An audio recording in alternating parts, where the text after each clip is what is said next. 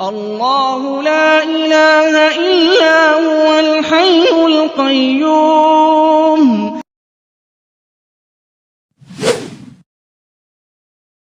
Kisah Harut dan Marut ini dimulai dari kisah Nabiullah Sulaiman alaihi salatu wassalam.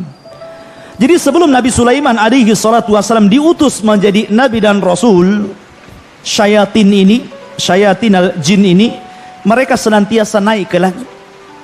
Kita tahu bahwa Allah Subhanahu wa taala ketika mewahyukan wahyunya, maka yang pertama kali mendengar wahyunya adalah Jibril alaihi salatu wassalam. Jadi ketika Allah Subhanahu wa taala hendak menurunkan wahyu, maka suara wahyunya itu seperti rantai yang bersuara gemerincing yang seolah-olah dipukulkan di batu, dan itu membuat seluruh malaikat langit pingsan. Maka yang pertama bangunlah Jibril alaihi salatu wassalam. Maka Allah Subhanahu wa taala mewahyukan kepada Jibril wahyu yang akan terjadi di permukaan bumi. Ini menunjukkan bahwa Jibril lah yang berhak mendapatkan wahyu. Sebab kalau seluruh malaikat mendengarnya, maka apa keistimewaan Jibril daripada seluruh malaikat? Tidak ada istimewanya. Maka hanya Jibril yang mendengar. Setelah Allah Subhanahu wa taala kemudian mewahyukan kepada Jibril dan selesai mewahyukan kepada Jibril, barulah kemudian seluruh malaikat terbangun dari pingsannya, dan mereka bertanya kepada Jibril, "Madza qala rabbukum ya Jibril?" Apa yang difirmankan kepadamu wahai Jibril dari Rabbmu? Maka Jibril pun menceritakan apa yang diperintahkan Allah kepada dirinya. Maka semuanya mengatakan qalul haq, qalul haq, qalul haq. Artinya yang diwahyukan adalah semuanya kebenaran. Lah ketika Jibril ini mewahyukan kepada malaikat-malaikat yang lain, memberikan wahyu Allah kepada malaikat-malaikat yang lain, syaitan, jin itu mereka naik ke langit. Ya, mereka itu naik ke langit sampai di maqaidas sam', ada tempat-tempat pos-pos mereka. Ya, ada pos-pos mereka, tempat mereka mencuri dengar apa yang dibicarakan Jibril dengan seluruh malaikat yang akan terjadi di permukaan bumi. Dan ketika itu langit belum dijaga oleh bintang, artinya bintang belum difungsikan untuk melempar syaitan, sehingga mereka leluasa mendengar wahyu. Setiap mereka mendengarkan wahyu satu kalimat, maka mereka akan memberikan informasi kepada jin yang di bawahnya, jin yang di bawahnya, jin yang di bawahnya. Terkadang mungkin bisa 100 jin, 1000 jin, ya. Tapi yang benar ini jin pertama saja. Jadi jin yang mendengar ini saja yang benar. Ketika disampaikan ke yang kedua, yang ketiga ini sudah ditambahi kedustaan. Kemudian yang kedua, yang ketiga ditambah lagi dusta, ditambah lagi dusta, ditambah lagi dusta. Maka 99% kedustaan, 1% saja yang benar. Jadi kalau seandainya jin itu naik sampai 1000 jin, ya, bertingkat-tingkat sampai ke atas, berarti satu yang benar, 999 itu dusta. Atau kalau mungkin 100, berarti satu yang benar, 99 dusta. Itu yang sampai ke jin yang paling bawah. Makanya kenapa para dukun itu sebenarnya kadzabun, para pendusta, karena lebih banyak dustanya daripada benarnya.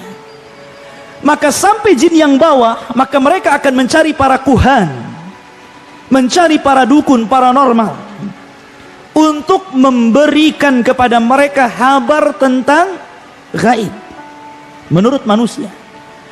Kemudian mereka akan barter informasi, di mana jin akan memberikan informasi kepada dukun, dan dukun akan memberikan kekufurannya kepada jin, penyembahannya kepada jin.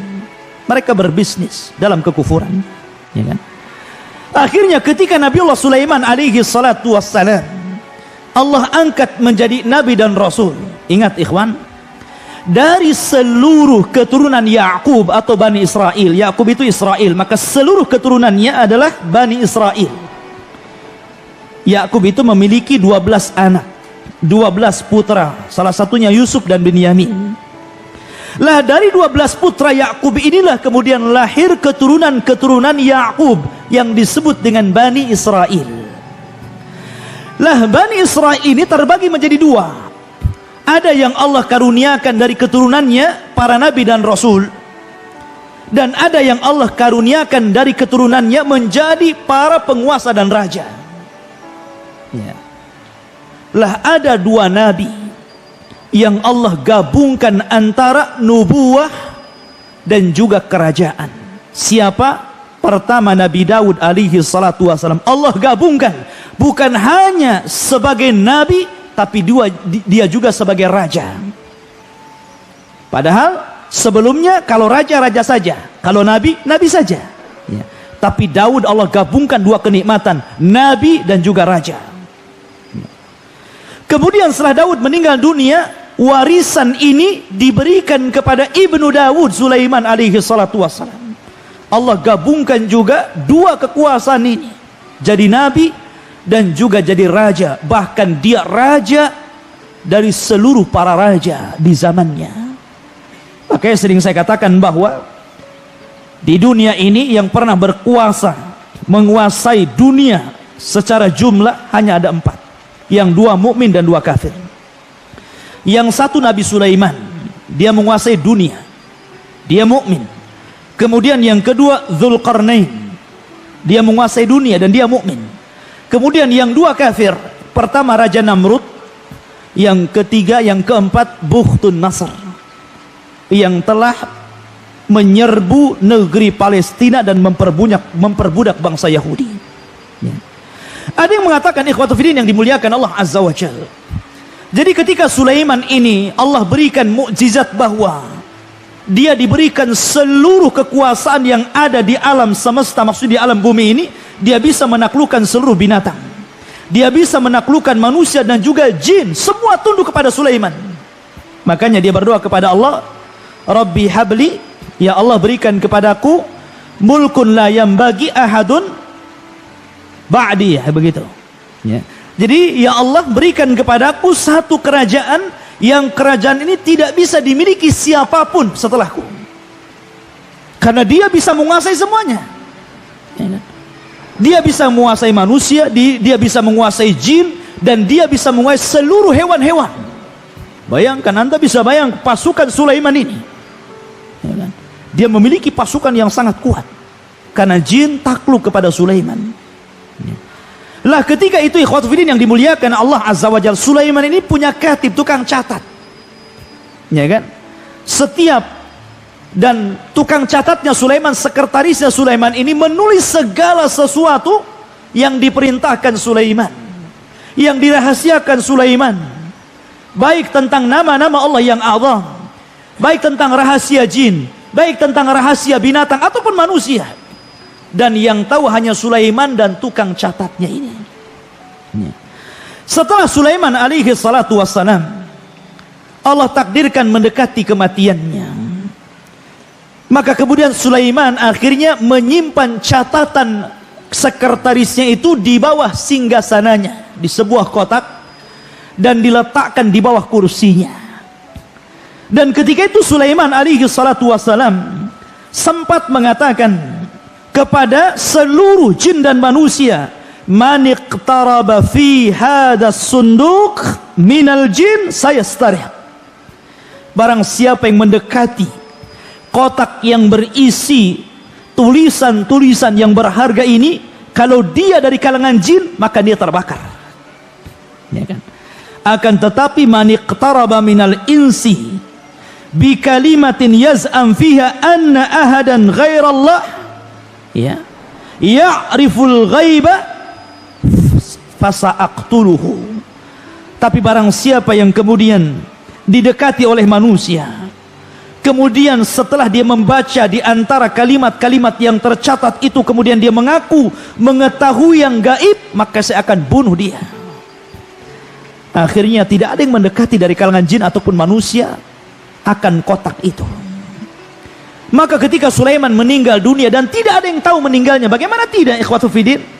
Tidak ada yang tahu, bahkan jin tidak tahu Sulaiman mati. Sulaiman hanya duduk di singgasananya, kemudian rayap memakan singgasananya, kemudian setelah rapuh roboh barulah mereka tahu Sulaiman meninggal. Artinya di sini bahwa kalau memang jin adalah rujukan para dukun, paranormal, dan mereka mengaku sesuatu yang gaib padahal tidak ada yang mengetahui kecuali Allah Azza wa Jalla. Jin saja tidak tahu yang gaib padahal rujukannya.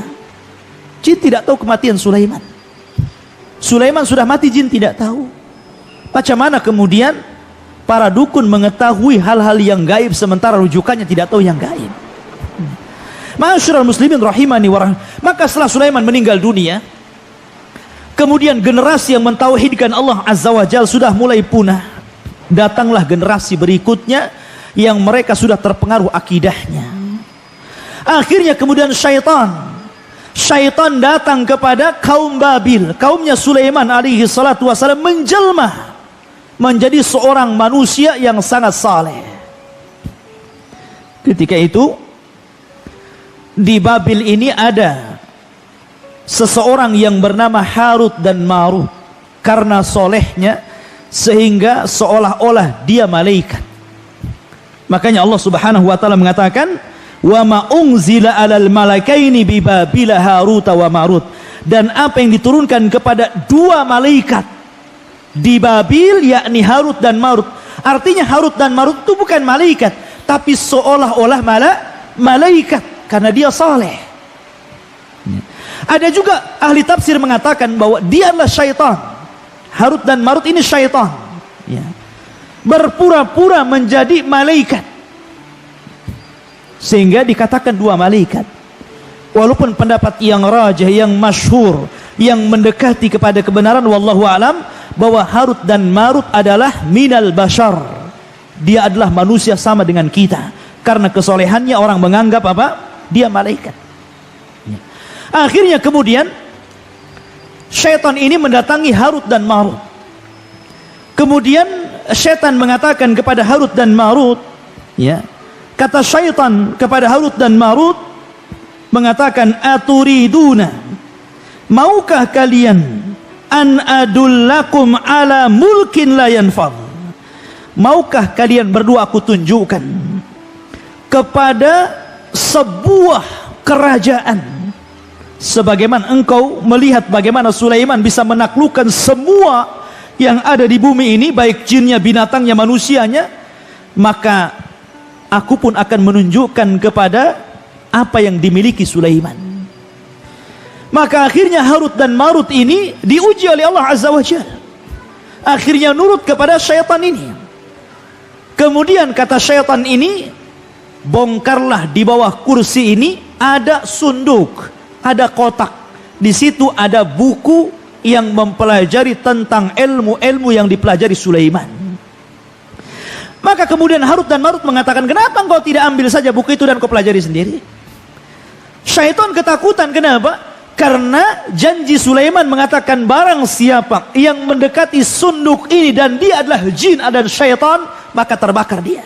Gak berani, ya kan? Gak berani dia. Akhirnya menyuruh Harut dan Marut menggalinya.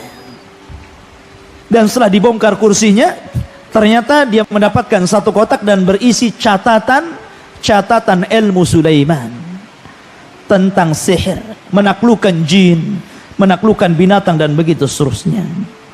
Akhirnya kemudian keduanya mempelajari catatan Sulaiman itu.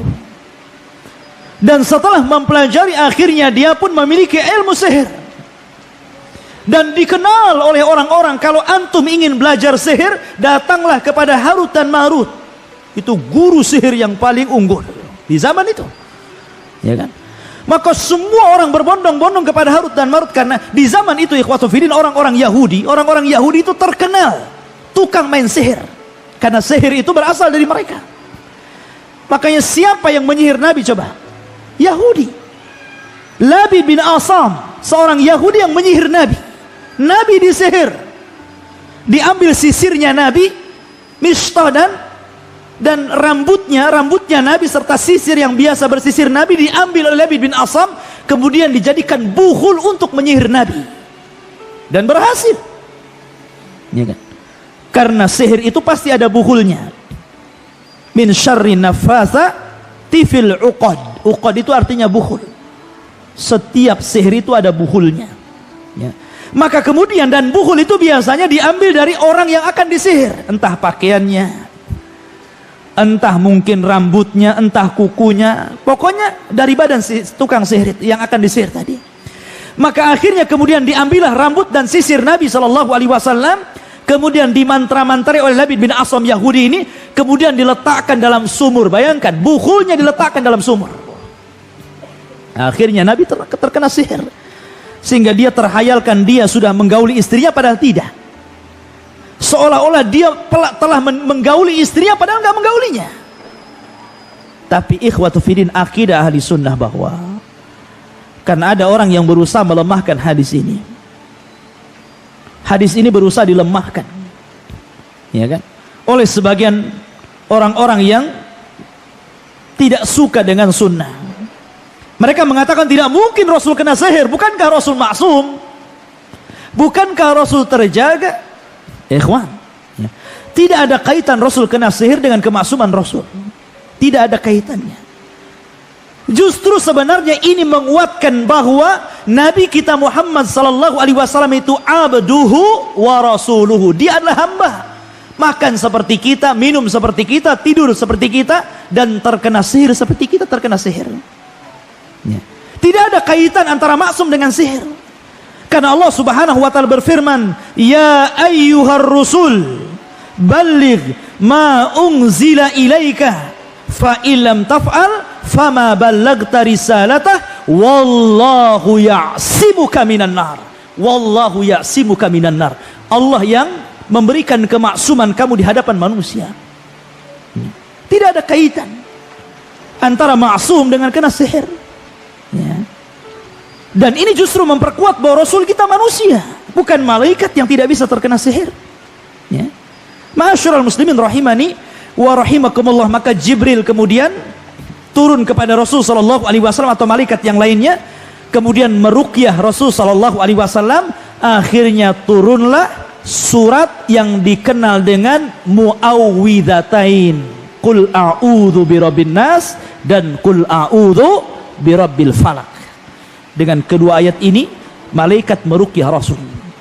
Akhirnya ketahuan bukulnya di sumur tadi. Siapa yang menyihir Rasul? Yahudi. Ya. Makanya kenapa haddus sahir qatal? Kata Nabi SAW, balasan dalam Islam bagi para pelaku sihir dipenggal, dharbatu bisayf, dipenggal lehernya. Makanya Umar pernah memenggal tukang sihir, Hafsah pernah memenggal tukang sihir. Apakah perlu dimintai tobat? Kata para ulama, ada yang mengatakan perlu dimintai tobat selama 3 hari. Kalau dia bertobat maka diampuni, kalau tidak maka dipenggal. Tapi pendapat yang rajah, yang kuat, tidak perlu dimintai tobat, langsung dipenggal lehernya. Itu pendapat yang kuat. Karena kerusakan sihir ini melebihi kerusakan yang lainnya. Bukan hanya kekufuran, kesyirikan, tapi kerusakan di mana-mana. Bisa membunuh, bisa menyakiti, bisa menceraikan suami istri dan begitu seterusnya. Kerusakannya luar biasa. Maka tidak perlu dimintai tobat, la yustatab, kata para orang, tidak perlu dimintai tobat, langsung darbatu bisayf, penggal lehernya. Tapi waktu kembali bahwa setelah kemudian orang-orang Yahudi, karena ketika itu ada dalam riwayat wallahu a'lam riwayat ini, tapi yang jelas saya pernah terbaca dalam tafsir bahwa dahulu ketika orang-orang Palestina ini dibantai oleh Bukhtun Nasr, yang saya sebutkan tadi, raja yang zalim yang menguasai dunia, maka orang-orang Yahudi Palestina ini, Bani Israel ini, akhirnya mereka menjadi budak, sehingga mereka berusaha untuk keluar dari perbudakan Bukhtun Nasr. Akhirnya kemudian mereka mempelajari sihir supaya keluar dari jeratan Bukhtun Nasr. Akhirnya tersebarlah kesyirikan di mana-mana, ilmu sihir di mana-mana. Lah kebetulan di situ itu ada Harut dan Marut yang sihirnya luar biasa, menguasai ilmu Sulaiman. Makanya kemudian orang mengatakan bahwa datanglah kepada Harut dan Marut, belajarlah kepada dia. Tetapi Harut dan Marut, ikhwatu fillah, ujian Allah Subhanahu wa taala. Harut dan Marut mengatakan kepada setiap orang yang akan belajar sihir kepadanya, wa ma yu'allimani min ahadin hatta yaqula innama nahnu fitnatun fala takfur. Maka Harut dan Marut tidaklah mengajarkan sihir kepada siapapun dari kalangan Bani Israel, kecuali keduanya pasti mengatakan, sebelum kamu belajar sihir kepada aku, saya ingatkan, sihir ini fitnah. Nanti setelah aku ajarkan sihir, jangan pernah kufur kepada Allah. Baik, bagus kan kalimatnya. Sebagian mereka ada yang kembali tidak mempelajari sihir, tapi sebagian juga ada yang kemudian berusaha mempelajari sihir. Tapi apa kenyataannya? Kenyataannya apa yang dikatakan Harut dan Marut tidak sebagaimana yang diiyahkan mereka. Justru kenyataannya setelah mereka mempelajari sihir dari Harut dan Marut, justru kondisinya makin rusak. Perdukunan di mana-mana, sihir di mana-mana. Sampai hari ini, sihir itu di mana-mana. Ya. Ikhwatu fiddin yang dimuliakan Allah Azza wa Jalla. Barulah ikhwatu fiddin zaman terus berjalan, maka Allah Subhanahu wa taala setelah mengutus Nabi kita Muhammad sallallahu alaihi wasallam, barulah Allah memfungsikan bintang di situ. Bayangkan, zaman Nabi Sulaiman sampai ke zaman Rasul itu ribuan tahun, ikhwan. Bukan puluhan tahun, bukan ratusan tahun, ribuan tahun. Baru Allah Subhanahu wa taala yahrusus sama, menjaga langit dari syaitanir rajim. Dengan cara apa? Memfungsikan bintang. Sehingga ketika itu ikhwatu fiddin, syaitan tidak bisa naik lagi ke langit. Mereka hanya berputar-putar di bumi dan tidak bisa naik ke langit. Setiap mereka naik ke langit, maka mereka akan ditembak oleh meteor dan mati. Sehingga mereka tidak berani. Di zaman Rasul tidak ada syaitan yang berani masuk ke langit. Dan ini menunjukkan tentang bagaimana Allah Subhanahu wa taala menjaga keotentikan risalah Rasul. Inna nahnu nazzalna dzikra wa inna lahu lahafizun. Kami yang menurunkan Al-Quran, kami yang menjaganya. Sebab kalau seandainya syaitan ini naik, maka akan tercampur antara perkataan Allah dan perkataan dukun. Al-Quran terjaga, maka mereka tidak bisa naik ke langit, karena mereka akan ditembak. Ya. Maka akhirnya mereka berputar-putar di bumi sampai suatu ketika Nabi SAW berdakwah di Taif. Ma'ruf kisahnya. Ternyata penduduk Taif tidak menerima dakwah Rasul. Justru yang ada Rasul SAW dilempari sampai berdarah-darah. Akhirnya kemudian Nabi SAW pulang dengan tangan hampa bersama budaknya Zaid ibn al-Harithah. Kemudian singgah di satu tempat. Maka Nabi SAW sholat dan membaca Al-Quran. Ada yang mengatakan setelah surat Al-Fatihah beliau membaca surat Ar-Rahman, ada yang mengatakan surat yang lainnya. Akhirnya tiba-tiba ja'a nafarun minal jin, datang sekelompok dari jin. Ada yang mengatakan jin ini dari Yaman, ya kan? Jin dari Yaman melintas ketika Nabi SAW sedang membaca Al-Quran. Dan ini disebutkan dalam surat jin, ya. Dalam surat jin disebutkan ketika jin nafarun minal jinni, ada sekelompok jin yang mendengarkan bacaan Al-Quran, maka mereka mengatakan fa'aman nabi, kami beriman dengan Al-Quran. Dan kata para ulama tafsir bahwa jin yang pertama beriman kepada Rasul adalah jinnya orang-orang Yaman. Subhanallah ikhwan, Yaman ini memang luar biasa. Termasuk juga jullus sahabat-sahabat yang mulia yang membantu Nabi SAW, semuanya dari Yaman, kecuali orang-orang muhajirin yang membantu Rasul dengan tenaga mereka, dengan harta mereka, dengan jiwa mereka, sampai Islam tersebar. Itu salah satunya adalah apa? Adalah perjuangan orang-orang Yaman. Karena orang-orang Ansar itu semua dari Yaman, dari kabilah Khazraj dan kabilah Aus. Baik manusianya, baik jinnya, maka mereka adalah generasi pertama yang beriman kepada Nabi SAW. Makanya Rasul memuji Yaman, ya kan? Al-barakatu yamaniyah wal ilmu yamani. Berkah itu ada di Yaman, ilmu itu ada di Yaman, dan begitu seterusnya. Tapi fitnah juga di Yaman.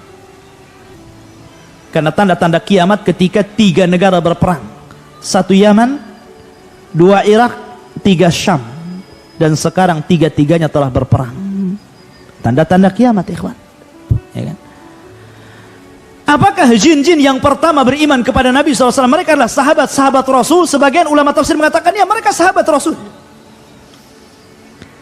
Mereka adalah sahabat Rasul. Mereka sama kedudukannya seperti Abu Bakar, Umar, Utsman, Ali. Kenapa? Karena ta'rif sahabat Rasul apa? Kata Ibnu Hajar, dan ini definisi yang paling mendekati kebenaran.